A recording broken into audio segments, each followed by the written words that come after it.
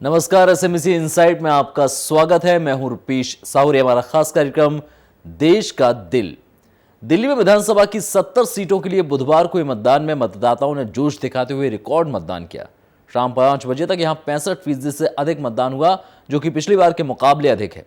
दोपहर तक नई दिल्ली में 56% और कृष्णानगर में 43% और मुंडका सीट के लाड़पुर गांव में 72% मतदान हो चुका था। यहां निगम चुनाव में लोगों ने मतदान का बहिष्कार किया था। विभिन्न मतदान केंद्रों पर ईवीएम में गड़बड़ी के कारण दोपहर 2 बजे तक 112 मशीन बदली गई। दिल्ली के करीब 1,19,00,000 मतदाता अपने मताधिकार का यहां प्रयोग कर रहे हैं। दिल्ली में कुल 810 प्रत्याशी चुनावी मैदान में थे। कांग्रेस और बीजेपी के बीच होने वाली पारंपरिक लड़ाई के बीच आप के आने से मुकाबला यहां त्रिकोणीय हो गया। आम आदमी पार्टी के संयोजक अरविंद केजरीवाल, बीजेपी के मुख्यमंत्री पद के प्रत्याशी डॉक्टर हर्षवर्धन ने भी वोट डाला। इसके बाद नई दिल्ली सीट के एक मतदान केंद्र पर मुख्यमंत्री शीला दीक्षित, कांग्रेस अध्यक्ष सोनिया गांधी ने भी अपना वोट डालने वो पहुंचे। कुछ देर आम लोगों की तरह वोट डालने के लिए अपनी बारी का इंतजार इन लोगों ने किया। बाद में इन्हें पुलिस के जवानों ने अलग से ले जाकर मतदान कराया। यहां बीजेपी सांसद मेनका गांधी भी मतदान करने पहुंची, लेकिन उन्हें तवज्जो नहीं मिली और उन्होंने आम मतदाता की तरह ही वोट डाला। इसी सीट पर राहुल गांधी और प्रियंका गांधी ने भी अपना वोट डाला। औरंगजेब रोड स्थिति कि मतदान केंद्र पर आधे घंटे लाइन में खड़े होने के बाद कांग्रेस के उपाध्यक्ष राहुल गांधी ने करीब 11 बजे मतदान किया। यहां 11:45 तक 22% मतदान हुआ था। यहां 28% पुरुषों और 16% महिलाओं ने अपने मताधिकार का प्रयोग इस समय तक किया था। वहीं आपको बता दें कि जो फाइनल वोट परसेंटेज है वो 70% से ज्यादा हो सकता है, क्योंकि दिल्ली में लगातार वोटिंग बढ़ी है और जिस तरह से लोग तय समय के बाद भी जो लाइनें लगी थी वो 7 बजे तक यहां पर वोटिंग, कई मतदान केंद्रों पर शाम 7 बजे के बाद भी वोटिंग चलती रही।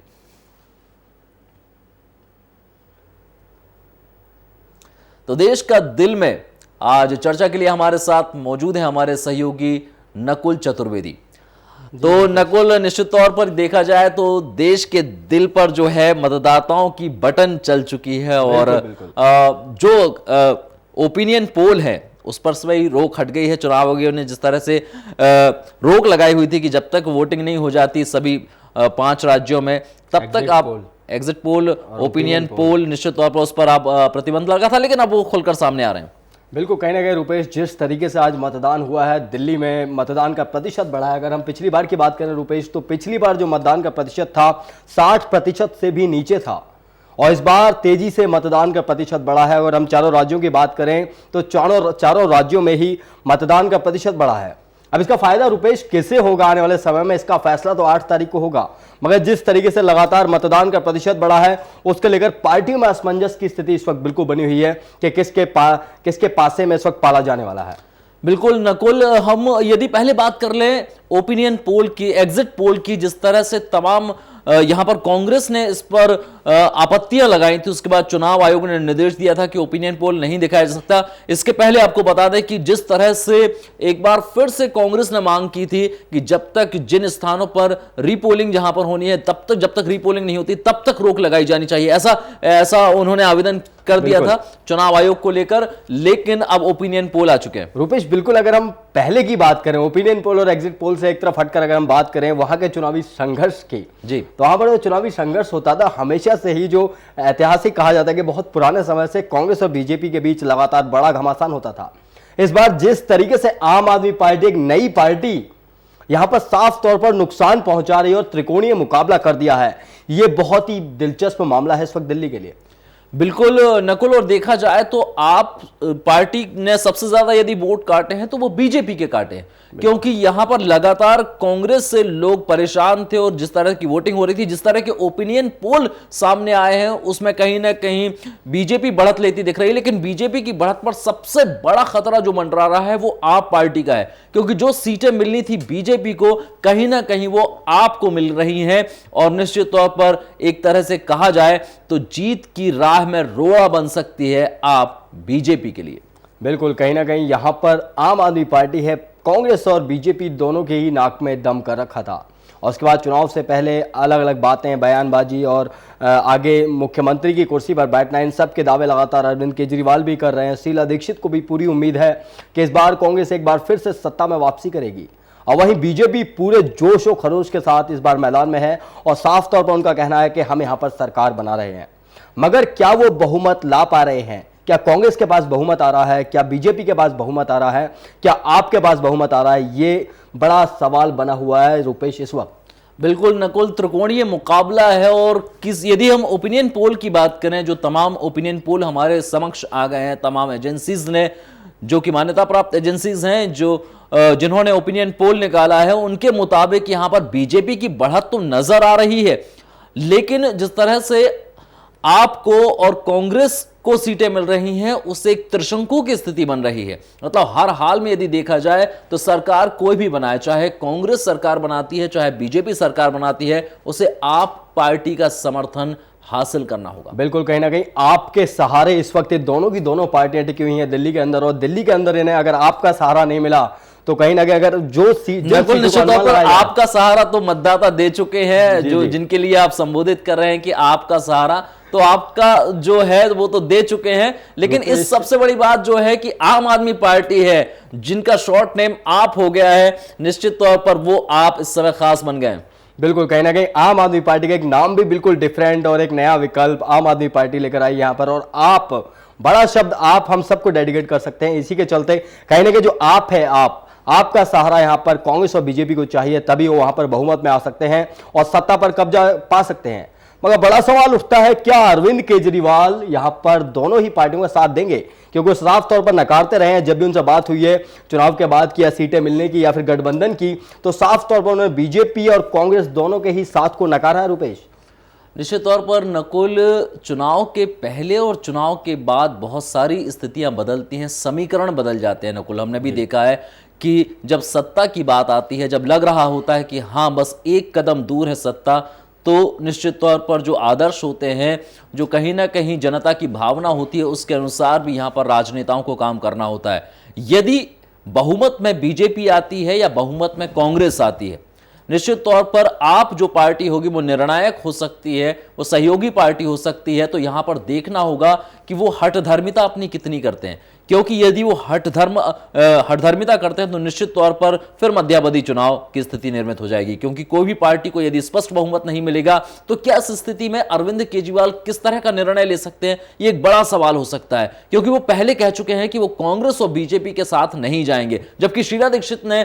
एक संकेत दिया था कि यदि चुनाव परिणाम इस तरह के आते हैं तो वो आप पार्टी के साथ गठबंधन करने में नहीं चूकेंगे, उनको संकोच नहीं होगा। बिल्कुल, कहीं ना कहीं यहां पर अगर हम बात करें आम आदमी पार्टी, बीजेपी और कांग्रेस, इनसे हटकर एक पार्टी और है बसपा। बसपा ने 70 सीटों पर अपने उम्मीदवार उतारे हैं। तो क्या लग रहा है कि बसपा यहां पर किसी को नुकसान पहुंचा रही है, कांग्रेस को, बीजेपी को, आपको? मगर जिस तरीके के अब तक पोल्स आए हैं, एग्जिट पोल्स आए हैं और बहुत सारी चीजें सामने निकल कर आई हैं, तो कहीं ना कहीं यहां पर यह खुलकर सामने आ रहा है कि जो बसपा है वो एक अच्छी भूमिका यहां पर दिल्ली के अंदर नहीं निभा पा रही है। जी, कुल 4 ही सीटें ऐसा लग रहा है कि अन्य को मिलने वाली हैं और मुख्य 3 ही पार्टियां हैं। बहरहाल यहां पर हम इसी चर्चा को आगे बढ़ाते हैं। दिल्ली के दंगल में जीत हार के दावे शुरू हो गए हैं। इस बीच आपको सुनवाते हैं कि दिल्ली के दिग्गज क्या कहते हैं।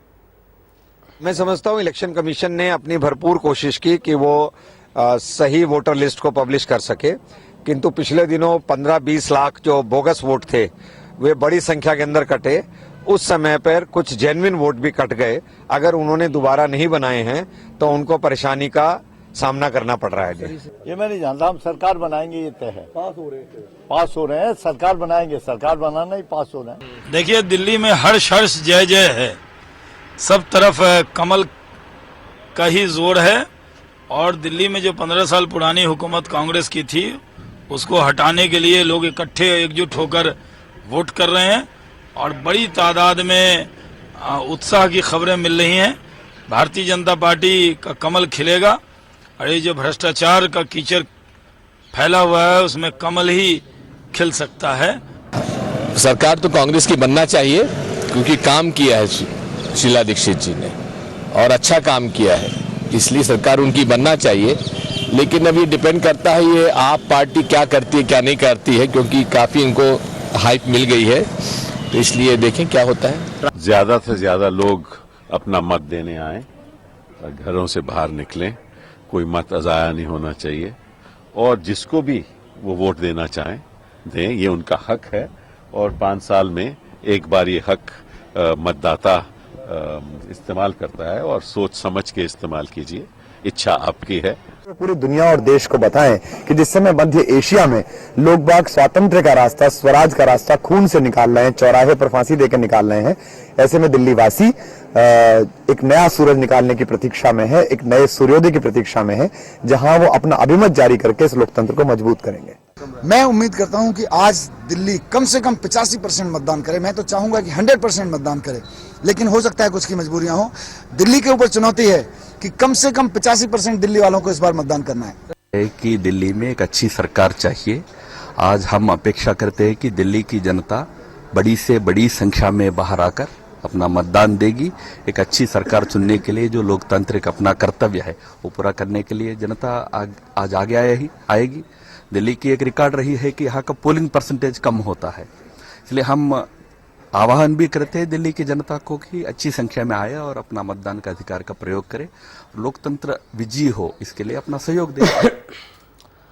तो नकुल, निश्चित तौर पर दिग्गजों का जो इशारा था, हालांकि वो खुलकर तो नहीं बोल सकते थे क्योंकि आचार संहिता का मामला था, लेकिन निश्चित तौर पर इशारों में जहां पर कुमार विश्वास ने कहा कि एक नए सूरज को उगाना है और नया सूरज आपका ही हो सकता है। निश्चित तौर पर कपिल सिब्बल की यदि बात की जाए तो उन्होंने ज़्यादा मतदान की बात कही और ज़्यादा मतदान यदि वो करवाना चाहते हैं तो किसके फेवर में करवाना चाहते हैं आप जानते हैं। तो निश्चित तौर पर दिग्गजों ने जो आज वोटिंग करने के लिए आए और कुछ समय उन्होंने देखा जाए तो कुछ समय उन्होंने लाइन में लगकर भी ये संदेश देने की कोशिश की कि वो भी आम आदमी की तरह ही है, लेकिन फिर खास आदमी की तरह ही उन्होंने वोट दिया।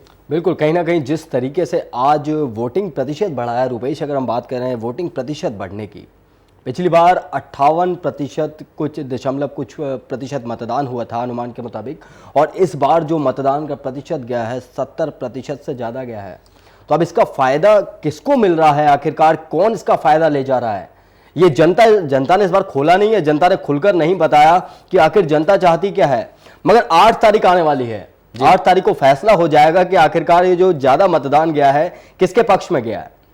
निश्चित तौर पर यहां पर नकुल देखा जाए तो ताबड़तोड़ रैलियां हुई हैं। दिल्ली की यदि बात की जाए तो देश का दिल माना जाता है और दिल्ली में जिसकी सत्ता होगी वो आने वाले लोकसभा चुनाव के लिए एक तरह से संकेत होगा। तो कहीं ना कहीं दिल्ली के चुनाव अहम माने जा रहे थे, दिल्ली विधानसभा चुनाव के। हालांकि 5 राज्य के विधानसभा चुनाव मायने रख रहे हैं, लेकिन दिल्ली पर सबकी नजर इसलिए है क्योंकि यहां से वो रास्ता है जो दिल्ली तक ही पहुंचता है निश्चित तौर पर। और कहीं ना कहीं यदि आपने दिल्ली का दिल जीत लिया तो निश्चित तौर पर लोकसभा के लिए आप ताल ठोक पाएंगे। बिल्कुल, कहीं ना कहीं यहाँ पर जो देश का दिल है उसके ऊपर सबकी नजर थी, क्योंकि आने वाला रास्ता वो है दिल्ली का। ये लोकसभा चुनाव होने वाले हैं, 6 महीने हैं, और ये जो विधानसभा चुनाव थे, 5 राज्यों के विधानसभा चुनाव रुपेश, एक तरीके से सरकार के सेमीफाइनल के तौर पर थे। यहां पर अगर जो सरकार सेमीफाइनल जीतती है, सेमीफाइनल होने वाला है सरकार का, उसके बाद आम चुनाव होंगे। आम चुनावों में किसको जीत मिलेगी इसका फैसला भी इनके बाद थोड़ा सा हो जाएगा, क्योंकि आने वाले चुनाव में बहुत कुछ बदलाव होने हैं। सरकार बदलने की बातें हो रही हैं लगातार।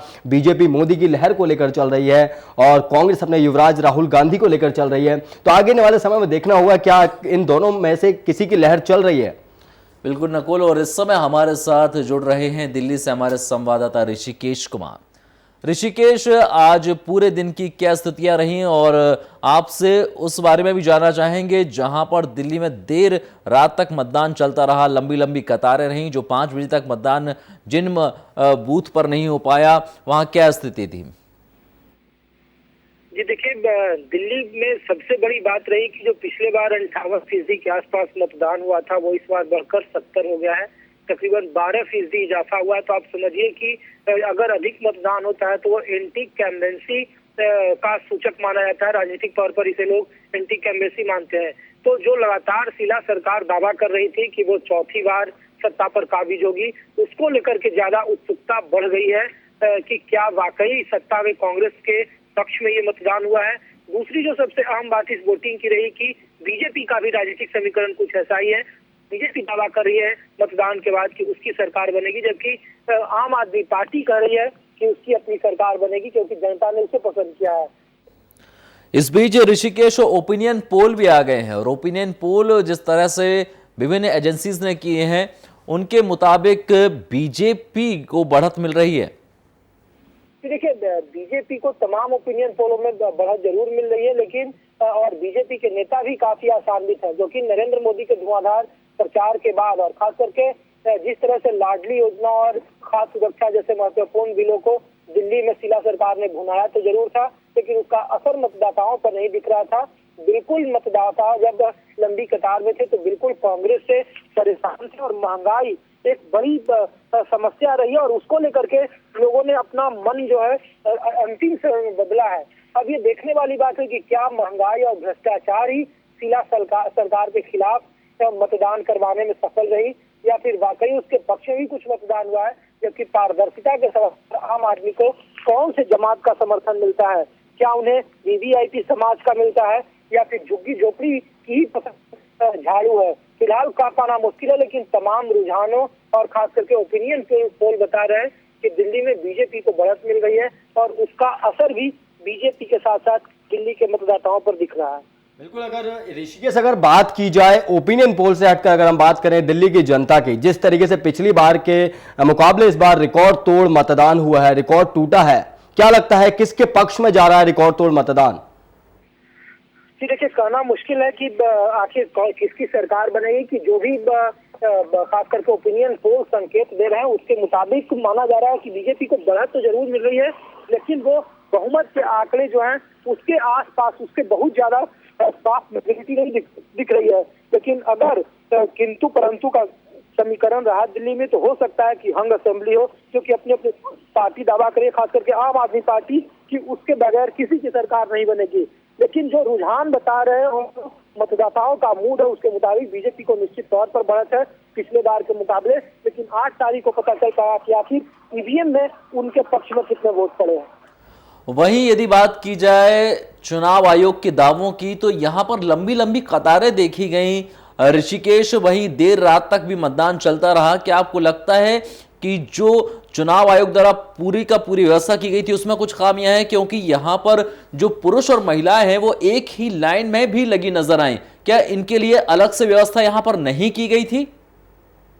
देखिए, ये थोड़ा बहुत तो मतदान के दरमियान कुछ कमियां तो जरूर रहती है, लेकिन दिल्ली में सुरक्षा कर्मी काफी मुस्तैद दिखे हैं और चुनाव आयोग का असर भी यहाँ दिखा है, क्योंकि 58% वाले पिछले बार के मतदान वाले दिल्ली ने अगर 70% मतदान किया है तो ये अवेयरनेस का प्रतीक है, खास करके क्योंकि चुनाव आयोग लगातार डोर टू डोर कैंपेन कर रहा था।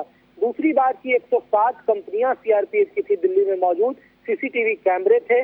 जहां तक रहा पुरुषों और महिलाओं का एक कतार में खड़ा होने का सवाल, तो कुछ बूथों पर जरूर वैसे भीड़ दिखे गए हैं, लेकिन वो वैसे बूथ थे जहाँ पे जिनका लोकेशन बहुत ही कंजस्टेड था, जहाँ पे काफी क्राउड था, जहाँ पे काफी छोटे स्कूल थे, जहाँ पे मतदान संख्या बनाई गई थी, बूथ संख्या बनाई गई थी। लेकिन कुल मिला से करें तो सुरक्षा की दृष्टि से काफी सफल रहा है चुनाव आयोग की। जो खास करके जो नेटो था उसके बारे में भी लोगों ने चर्चा की, आपस में बातचीत की कि उन्हें किसी भी प्रत्याशी पर भरोसा नहीं है, इसलिए उन्होंने किसी को नहीं चुना है। लेकिन शायद इसकी संख्या कम रही है और ये देखने वाली बात होगी कि जो नेटो है उसके मुताबिक कितने प्रत्याशियों को वोट मिला है और कितने प्रत्याशियों को वोट नहीं मिला है, उसकी संख्या कितनी है, ये फिलहाल दिलचस्प बात होगी। जी ऋषिकेश जी, हमारे साथ जुड़ने के लिए, तमाम जानकारी के लिए आपको बहुत धन्यवाद। तो निश्चित तौर पर जिस तरह से इस बार नाटो की जो बटन थी वो एक दिलचस्प ज़रूर आंकड़ा पेश कर सकती है। ये ज़रूर हो सकता है कि इस बार लोगों ने कितनी दिलचस्पी ली है उस बटन को दबाने में। लेकिन नकुल, देखा जाए तो यहाँ पर जिस तरह का आप समीकरण सामने आ रहा है, जबकि एक त्रिशंकु यहाँ पर जो बहुमत किसी को मिलता हुआ नजर नहीं आ रहा, तो आने वाले समय के लिए बड़ी मुश्किलात हो सकती हैं। बिल्कुल, कहीं ना कहीं जिस तरीके से बात करें त्रिकोणीय मुकाबले की, हम सुबह से ही बात कर रहे हैं, जब से आम आदमी पार्टी आई तो त्रिकोणीय मुकाबला यहाँ पर एक तरीके से हो गया है और इस त्रिकोणीय मुकाबले को भुनाकर कौन दो पार्टियां एक हो जाएंगी इस बारे में अभी कहना बहुत ही ज्यादा मुश्किल है। मगर इसका फैसला 8 दिसंबर को जल्दी होने वाला है, क्योंकि जनता ने अपना फैसला ईवीएम मशीन में बंद कर दिया है। तो रुपेश, यहां पर जिस तरीके से आज मतदान हुआ है, मतदान के प्रतिशत का फायदा कैसे मिला, इसका फैसला भी 8 दिसंबर को ही होगा, तो इसलिए हमें इंतजार करना होगा 8 दिसंबर का। निश्चित तौर पर यदि ये अंदाज़ा लगाया जाए नकुल कि जो नए वोटर्स हैं वो किसकी तरफ गए होंगे, तो निश्चित तौर पर यह अंदाज़ा लगाया जा सकता है कि आम आदमी पार्टी ने जिस तरह से युवाओं का समर्थन हासिल किया था, रामलीला मैदान में जिस तरह से अन्ना के समर्थन के साथ अरविंद केजरीवाल जुड़े थे, तब कहीं ना कहीं सिंपैथी एक उन्होंने बटोर ली थी और उसी सिंपैथी को लेकर वो उन्होंने अपनी पार्टी बनाई। उनको लगा कि जिस तरह की लाखों की भीड़ उनकी जनसभाओं में उमड़ रही है, उस आंदोलन में उमड़ रही है, कहीं ना कहीं वो उस पार्टी के साथ भी जाएगी। अब देखना ये होगा कि वो जो जन समर्थन रामलीला मैदान में आपको मिला था, वो कि पूरे देश में एक आंधी खड़ी हो गई थी अन्ना के सपोर्ट में, क्या उस आंधी को किसी तरह से अरविंद केजरीवाल बांट पाए हैं? क्या अरविंद केजरीवाल उस आंधी को अपने साथ ले पाए हैं? ये 8 तारीख को डिसाइड होगा। बिल्कुल, कहीं ना कहीं वो आंधी उनके साथ आएगी या नहीं, या आई या नहीं, या वो खींच पाए या नहीं, इसका फैसला भी 8 तारीख को ही होगा। इसलिए आप भी कीजिए 8 तारीख का इंतजार। निश्चित तौर पर नकुल 8 तारीख का इंतजार होगा। लेकिन यदि देखा जाए कि किस तरह से इस पूरे